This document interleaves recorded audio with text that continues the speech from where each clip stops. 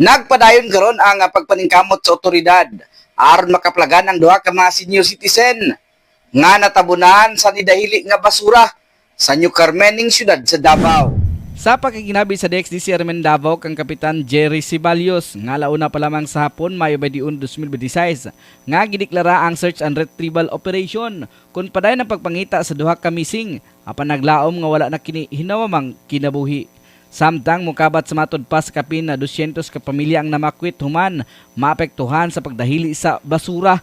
Di apektado sab ang panginabuhian tungod wala una pasudli ang basurahan. Mahinduman nga nakurat ang katawhan sa maong sanitary landfill pasado launa sa hapon Mayo 20, 2026 human nga kalit kining midahili ug usa ang namatay, duha ang samdan ingon man duha ang missing. Kasama mo sa Balitag Serbisyo Publiko, Radyo Man, Bien Abans, Tatak, Armen.